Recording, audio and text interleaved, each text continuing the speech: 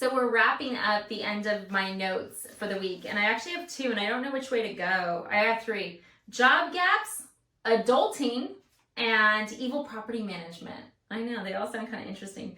I'm gonna go with job gaps. So if you guys really wanted one of these other ones, let me know. I'm sure I'll do it another week.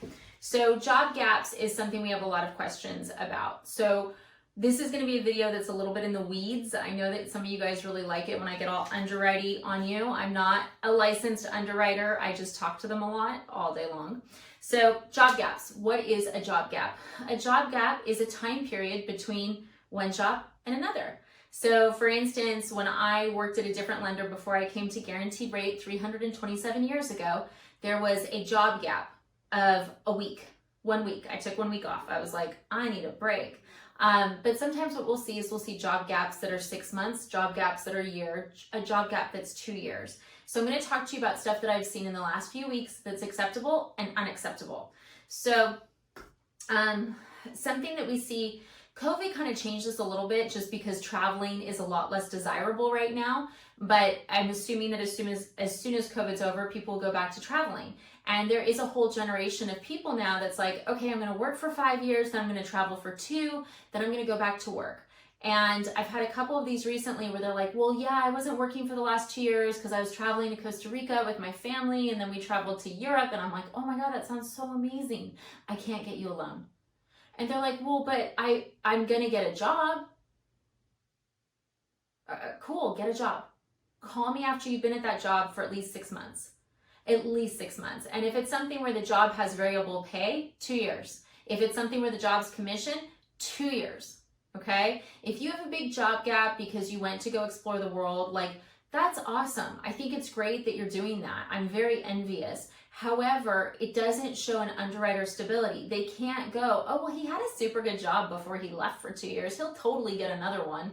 No, we can't do that. We have to be able to show ability to repay and stability. So if you're in a situation, even if you have a job offer letter, if you're like, well, wait, I was gone for 2 years, but I got my job offer letter, 6 months.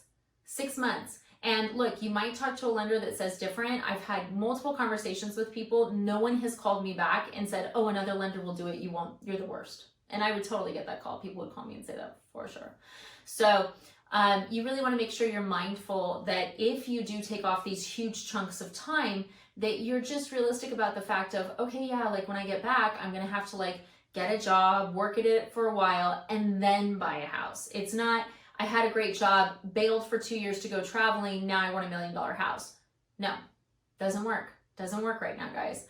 Okay, so let's talk about other types of job gaps. So sometimes we'll see like maybe someone got laid off because of COVID and they were out of work for 3 months. With something like that that's COVID related, if they're in a new job that has a salary or is guaranteed 40 hours and their pay stubs are matching, usually I can get it approved with 1 month.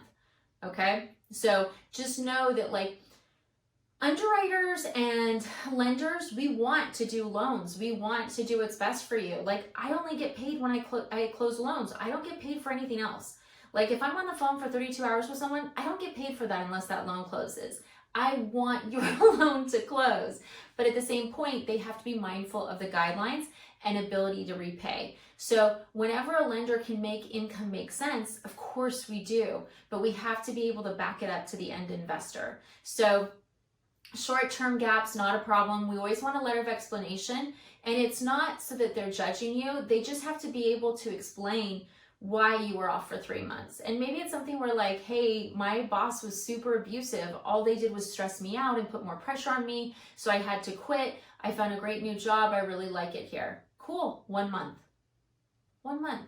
Okay. Now you could be in a position where you're transitioning jobs and you're not necessarily going to have a gap and you have a job offer letter. In a circumstance like that, where there's not going to be a big gap, we can use the job offer letter provided it's non-contingent, also contingent on what program that you are looking at for your mortgage. So there's lots of different ways to look at this.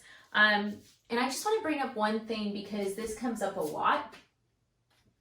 So sometimes what we'll see, especially with VA, and I guess I should probably talk about this on VA Wednesday, but every day is VA right now, is if someone's in the military and then they go and they utilize the GI Bill, even though they're in school for those years, it's treated a little bit differently. So if they've been back at work for a month or a few months, and we can tie it together with their prior, like what they did in the military, like maybe they were in maintenance and then they went to school and now they're like running a maintenance department. We don't have to wait the full 6 months. So there are some exceptions to these rules. If you have someone who, let's say that you went to school to be a dental hygienist and then it took a couple months to get hired, as long as you're guaranteed 40 hours, that could be quicker than 6 months as well. So there are some exceptions to that. Where I see the biggest issues is really long job gaps. That's where I'm really seeing underwriters say you've got to be back for at least 6 months. And then if it's commission or you need to use bonus or overtime, 2 years, guys, 2 years. If you had a big job gap, we're going to need those 2 years. So I hope this has been helpful. Thank you for watching. Licensed in 44 states. Have a great weekend.